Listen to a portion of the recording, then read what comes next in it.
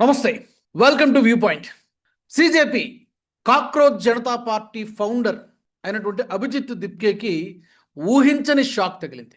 నిజానికి ఇతనికి షాక్ల మీద షాక్లు తగలాల్సినటువంటి అవసరం ఉంది. అతను చేసినటువంటి ఘనకార్యానికి ఇలాంటి షాక్లు చాలా తగలాలి. ఇంతకీ ఏం జరిగింది అంటే, మహారాష్ట్ర పోలీసుల సంక్షేమ సంఘం అతనికి ఒక హెచ్చరిక జారీ చేసింది. ఎందుకంటే ఈ మధ్యనే మనం చూసాం, అతనికి సెక్యూరిటీగా ఉన్నటువంటి ఒక సబ్ ఇన్స్పెక్టర్ పైన అతను దురుసుగా ప్రవర్తించాడు. నువ్వు ఢిల్లీ పోలీసులకు సంబంధించినటువంటి వాడు, ఇక్కడ నీ సెక్యూరిటీ నాకు అక్కర్లేదు, గెట్ అవుట్ అని అతనితో ఆ సబ్ ఇన్స్పెక్టర్తో దురుసుగా ప్రవర్తించాడు అభిజిత్ దిప్కే. ఈ వీడియోను మనం కూడా సోషల్ మీడియాలో చూసాం. ఒక పోలీసు అధికారిని, డ్యూటీలో ఉన్నటువంటి పోలీసు అధికారితో, ఒక ఎస్ఐతో అలాంటి మాటలు ఎలా మాట్లాడుతావు? అతడు ఉన్నది కూడా నీకు సెక్యూరిటీ ఇవ్వడానికే. నీకు రక్షణ కల్పిస్తున్నటువంటి పోలీస్ ఆఫీసర్ మీద అంత దురుసుగా ప్రవర్తిస్తావా? గెట్అవుట్ అని అంటావా? ఇది తప్పు కాదా? ఇది పోలీసుల ఆత్మగౌరవాన్ని దెబ్బతీసినట్టు కాదా? ఇదే అంశాన్ని మహారాష్ట్ర పోలీసుల సంక్షేమ సంఘం అసోసియేషను లేవనెత్తింది. లేవనెత్తడం మాత్రమే కాదు, అతడిపైన యాక్షన్ తీసుకోవాలి అని మహారాష్ట్ర ఈ పోలీసుల అసోసియేషన్ డిమాండ్ చేస్తోంది. విధులు నిర్వహిస్తున్నటువంటి పోలీసుల పట్ల అనుచితంగా ప్రవర్తించాడు అభిజిత్ దిప్కే. ఆ ఎస్ఐ పేరు సురేష్ సంగలే. అతను కూడా అభ్యంతరం వ్యక్తం చేశాడు. ఇతను ఇలా బిహేవ్ చేయడం కరెక్ట్ కాదు అని చెప్పి, శాంతి భద్రతలు రక్షించేటువంటి అధికారుల పట్ల, తనకి ప్రొటెక్షన్ కల్పించేటువంటి పోలీసులపైన అలా ఎలా బిహేవ్ చేస్తారు? ఇది ప్రశ్న. మహారాష్ట్ర పోలీసులు అందరూ అడుగుతున్నటువంటి ప్రశ్న. ఛత్రపతి సంభాజీనగర్లో పోలీస్ కమిషనర్ ప్రవీణ్ పవార్ను కలిసి ఒక వినతి పత్రాన్ని సమర్పించారు.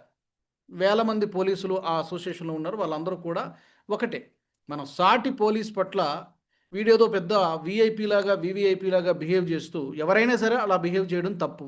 అసలు ఫస్ట్ ఆఫ్ ఆల్ నన్ను అడిగితే ఈ అభిజిత్ దిప్కేకి సెక్యూరిటీ ఎందుకు ప్రొవైడ్ చేయాలి? అతను ఏం పీకాడని? అతడు చేసిన ఘనకార్యం ఏంటి? సెక్యూరిటీ ఇవ్వడమే అసలు నన్ను అడిగితే రాంగ్, అవసరం లేదు. ఓకే, కానీ మరి ఎందుకనో మహారాష్ట్ర ప్రభుత్వం కల్పించిందా? మొత్తానికి అతనికి పోలీసు సెక్యూరిటీ కల్పించడం జరిగింది.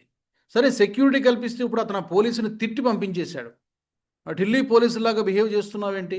నీ సెక్యూరిటీ నాకు అక్కర్లేదు, ఎక్కడి నుంచి వెళ్ళిపో అంటూ అతను దురుసుగా మాట్లాడినటువంటి అతని ప్రవర్తన, అతను మాట్లాడినటువంటి మాటలు కూడా మనము సోషల్ మీడియాలో చూసాం. అదేదో చిన్న సమస్య అనుకున్నాడు, కానీ ఇప్పుడు అదే అభిజిత్ దిప్కే మెడకు చుట్టుకునేలాగా కనిపిస్తోంది. ఓకే, ఇప్పుడు సెక్యూరిటీని ఇప్పుడు వాళ్ళు డిమాండ్ చేస్తున్నది ఏంటి అంటే, మహారాష్ట్ర పోలీసుల సంక్షేమ సంఘం డిమాండ్ చేస్తున్నది ఏంటంటే, సెక్యూరిటీని అతనికి అవసరం లేదు, విత్డ్రా చేసుకోవాలి, ఉపసంహరించుకోవాలి, నెంబర్ 1. రెండోది, దిప్కే పైన క్రిమినల్ కేసులు నమోదు చేయాలి.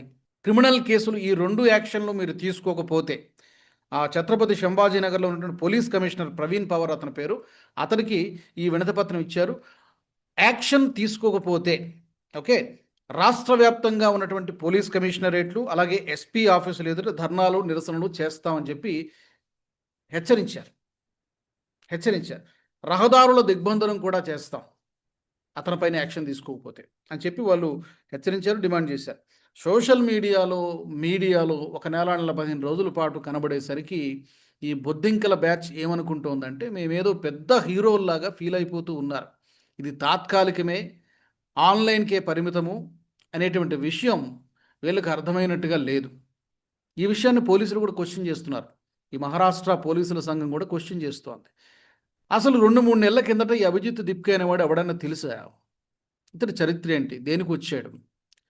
నీట్ అనేటువంటి అంశాన్ని ఎత్తుకొని దీని ముసుగులో ఇతడు చేసినటువంటి రచ్చ, ఒక రోజుకని పర్మిషన్ తీసుకొని నువ్వు 36 రోజుల దగ్గర నువ్వు జంతర్ మంతర్ వేదికగా ఎన్ని అరాచక శక్తుల్ని హోస్ట్ చేశావు?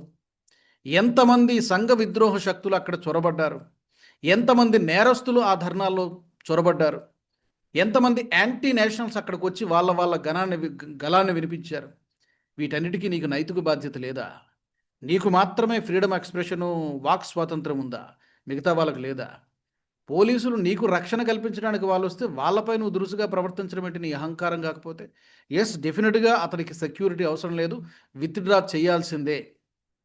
అతను ఏమైనా స్వాతంత్ర సమరయోధుడా, సోషల్ వర్కరా, లేకపోతే ఏమన్నా మన దేశానికి మెడల్స్ తెచ్చినటువంటి పెద్ద క్రీడాకారుడా? అతని స్థాయి ఏంటి అసలు? Who is he? అతని మీద ఉన్నటువంటి సీరియస్ ఎలిగేషన్స్ ఏంటి? ఫారెన్ ఎజెండాతో పనిచేస్తూ ఉన్నాడు, డీప్ స్టేట్ ఏజెంట్గా పనిచేస్తూ ఉన్నాడు. ఇవి చాలా సీరియస్ ఎలిగేషన్స్ ఇవి. ఢిల్లీ పోలీసులు బయటపెట్టినటువంటి విషయాలు కూడా అదే. అసలు అభిజిత్ దిప్కోకి సెక్యూరిటీ అవసరం లేదు. మహారాష్ట్ర పోలీసులు మాత్రమే కాదు, చాలామంది అభిప్రాయం కూడా ఇదే. ప్రజాస్వామ్యంలో విమర్శలు చేయడం తప్పు కాదు, కానీ ఎలాంటి విమర్శలు చేస్తున్నాం, మన ఎజెండా ఏంటి, మోటివ్స్ ఏంటి? పోలీసుల ఆత్మగౌరవాన్ని లేకపోతే ప్రభుత్వ అధికారుల ఆత్మగౌరవాన్ని కించపరిచేటువంటి హక్కు అభిజిత్ దిప్కేకి ఎవరిచ్చారు? ముందు నుంచి మనం క్వశ్చన్ చేస్తున్నది ఒకటే. నిరసనలు ఈవెన్ మొన్న ఆర్ఎస్ఎస్ చీఫ్ మోహన్ భగవత్ గారు కూడా చెప్పింది అదే.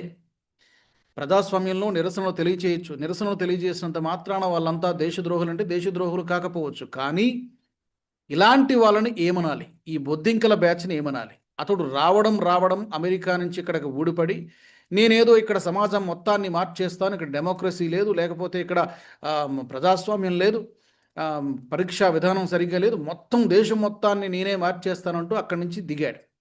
మామూలుగా జంతర్ మంతర్లో ధర్నా చేయాలంటే కనీసం వారం రోజుల ముందు పోలీసుల నుంచి పర్మిషన్ తీసుకోవాలి, అతను తీసుకోలేదు. అతను ఏమనుకున్నాడంటే నన్ను అరెస్ట్ చేస్తారు పోలీసులు, నేను దాన్ని గగ్గోలు పెట్టొచ్చు, international media national media focus మొత్తం నా మీద పడుతుందని ఊహించాడు. కానీ అది జరగలేదు. ఆ విషయంలో అతను ఫెయిల్ అయ్యాడు. సరే, వెంటనే పోలీసులు అనుమతి ఇచ్చారు, ధర్నాలు చేసుకోండి అన్నారు. అక్కడతో ఆగలేదు. హైదరాబాదు, బెంగళూరు, చెన్నై, కోల్కతా, ముంబై, దేశవ్యాప్తంగా ఉన్నటువంటి అన్ని నగరాల్లో కూడా ఆ బొద్దింకల బ్యాచ్లు ధర్నాలు చేసే అక్కడక్కడ జనం పల్చగా కనిపించారు. చివరికి అయినా కూడా ప్రభుత్వం పల్లెత్తు మాటనలేదు. చివరికి పార్లమెంటును దిగ్బంధనం చేస్తామంటే మాత్రం ఊరుకుంటారా? ఎవరు ఊరుకుంటారు? అందులోకి పార్లమెంటు సమావేశాలు జరుగుతున్నప్పుడు ఇప్పుడు ఆ అల్లర్లలో 2800 మంది క్రిమినల్స్, రేపులు చేసిన వాళ్ళు, మర్డర్లు చేసిన వాళ్ళు, డ్రగ్స్ కేసులు ఉన్నవాళ్ళు, పిక్ పాకెటింగ్ బ్యాచ్, ఇంతమంది క్రిమినల్స్ ఆ ఫేస్ రికగ్నిషన్ టెక్నాలజీ ద్వారా ఢిల్లీ పోలీసులు కనుగొన్నారు. వీళ్ళందరికీ ఏం పని ఎక్కడ? ఎవడు చెప్తే వచ్చారు అక్కడిక? సీజేపీకి ఈ నేరస్తులకి ఏం సంబంధం? దీనికి సమాధానం చెప్పాల్సినటువంటి బాధ్యత అభిజిత్ దిప్కేకి లేదా? నైతిక బాధ్యత నీకు లేదా? డైరెక్ట్ లింక్ ఉన్నా, ఇండైరెక్ట్ లింక్ ఉన్నా కూడా తప్పే. ఆ ప్లాట్ఫామ్ను నువ్వు వాడుకుంటున్నావు కాబట్టి దానికి నైతిక బాధ్యత నీదే. 250 మంది పోలీసులు గాయపడ్డారు, ఒకరు ఇద్దరు కాదు. వాళ్ళ ఫ్యామిలీస్కి సమాధానం చెప్తా నువ్వు? తలలు పగిలిపోయినాయి, చేతులు ఫ్రాక్చర్ అయినాయి, కాళ్ళు పగిలిపోయినాయి, కాళ్ళు విరిగిపోయినాయి కొంతమంది పోలీసులకి. ఎవడు సమాధానం చెప్తాడు? నీకు నైతిక మాకేం సంబంధం, వాళ్ళు హైజాక్ చేస్తుంటే? అట్లా కాదు. ఇప్పుడు నీట్ ఎగ్జామ్ కండక్ట్ చేసేది నేషనల్ టెస్టింగ్ ఏజెన్సీ. దాంట్లో తప్పు జరిగింది, అధికారులను సస్పెండ్ చేశారు, ఆ ఎండీని కూడా మొత్తం అంతా కూడా ప్రక్షాళన చేశారు. మరి నీట్ ఎగ్జామ్ లీక్ అయింది కాబట్టి ధర్మేంద్ర ప్రధాన్ రాజీనామా చేశారు. నిజానికి ఆయన నైతిక బాధ్యత తీసుకొని రాజీనామా చేశారు. చేయాల్సిన అవసరం లేకపోయినా చేశారు. మరి నీకు నైతిక బాధ్యత లేదా? నీకు అకౌంటబిలిటీ లేదా? నాట్ ఓన్లీ అభిజిత్ దిప్కే, మిగతా బ్యాచ్ అంతా సౌరవ్ దాస్ కానీ, అశుతోష్ రంగా కానీ, ఈ మిగతా ఈ బొద్దింకలన్నీ కూడా వీళ్ళకి నైతిక బాధ్యత అక్కర్లేదా? అంటే మనకి ఫ్రీడమ్ ఆఫ్ ఎక్స్ప్రెషన్ పేరుతో, వాక్ స్వాతంత్రం పేరుతో ఏమైనా వాగొచ్చు, ఏమైనా వాగొచ్చు. ఎందుకంటే ఏమైనా మా గొంతు నొక్కేస్తారని మాట్లాడతారు. అమిత్ షా చేసిన పన్నాగం అంటారు. పంజాబ్లో 9 మంది అరెస్ట్ అయ్యారు. పంజాబ్లో 9 మంది అరెస్ట్ అయితే అందులో 5 మైనర్లు ఉన్నారు. వాళ్ళందరూ కూడా ఐఎస్ఐ బ్యాక్లో, పాకిస్తాన్ నుంచి పాకిస్తాన్ ఐఎస్ఐ ప్రేరేపిత టెర్రర్ నెట్వర్క్తో, టెర్రర్ మాడ్యూల్తో సంబంధం ఉన్నటువంటి వ్యక్తులు. వాళ్ళ దగ్గర ఐఈడి బాంబులు దొరికాయి, కొన్ని పేలుడు పదార్థాలు, తుపాకులు దొరికాయి. వీళ్ళందరూ కూడా తేలినటువంటి పంజాబ్ పోలీసులు చెప్పినటువంటి మాట, ఢిల్లీ పోలీసులు చెప్పినటువంటి మాట కాదు. పంజాబ్ పోలీసులు, పంజాబ్ రాష్ట్రంలో ఎవరున్నారు పవర్లో? మీ ఆమ్ ఆద్మీ పార్టీ కాదా? ఆమ్ ఆద్మీ పార్టీనే కదా. మరి పంజాబ్ పోలీసులు చెప్తున్నటువంటి మాట.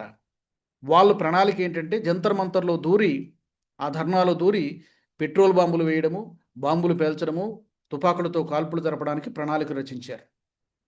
అదృష్టం కొద్దీ మన ఇంటెలిజెన్స్ ఇచ్చినటువంటి సమాచారంతో పెద్ద ప్రమాదం తప్పింది. లేకపోతే అది జరిగి ఉంటే ఇంకా పెద్ద గందరగోళం జరిగేది. మరొక రోజు కనుక, 1-2 రోజులు కనుక ధర్మేంద్ర ప్రధాన్ రాజీనామా చేసి ఉండకపోతే 2-3 స్టూడెంట్స్ని కూడా తగలబెట్టేయడానికి ప్రణాళికలు రచించినట్టుగా ఇంటెలిజెన్స్ బ్యూరో హెచ్చరికలు చేసింది. పరిస్థితి చేయి దాటుతుందని చెప్పి గమనించి ప్రభుత్వం కూడా అప్రమత్తమైంది. సరే, ఇక్కడ మనం పంతాలకు పట్టింపులకు పోవడానికి వీల్లేదు, విదేశీ శక్తులు చెలరేగిపోతున్నాయి, ఇది ఎక్కడికో కంట్రోల్ దాటిపోతుంది, ఈ సమయంలో కనుక మనం ఒక మెట్టు తగ్గకపోతే, అందుకని ధర్మేంద్ర ప్రధాన్ గారు రాజీనామా చేశారు. మరి ఈ 40 రోజుల విధ్వంసానికి ఎవరిది బాధ్యత? నీకు బాధ్యత లేదు. ఇప్పుడు ఏమో మళ్ళీ సీక్వెల్ 2 లాగా ఇప్పుడు మరొకసారి ఉద్యమానికి ప్రారంభిస్తానని చెప్పి బయలుదేరుతూ ఉన్నాడు. కానీ అజెండా ఏంటో తెలియదు. దేని మీద పోరాటం చేస్తారంటే సమాధానం లేదు. అంటే ఇక్కడ రెండే విషయాలు మనం చూడాల్సిందే. ఒకటి, అజెండా ఏంటి, మోటివ్స్ ఏంటి, ఎవరి ఎజెండాతో పనిచేస్తున్నాడు? నిజంగా నువ్వు విద్యార్థుల కోసమే ఉద్యమం చేస్తున్నావా? నీట్ ఎగ్జామ్ కోసం ఎంతసేపు మాట్లాడారు అక్కడ? ఆ 36 రోజుల ధర్నాలో ఎంతసేపు మాట్లాడారు? అన్నీ కూడా యాంటీ ఇండియా స్లోగన్స్ ఎందుకొచ్చాయి?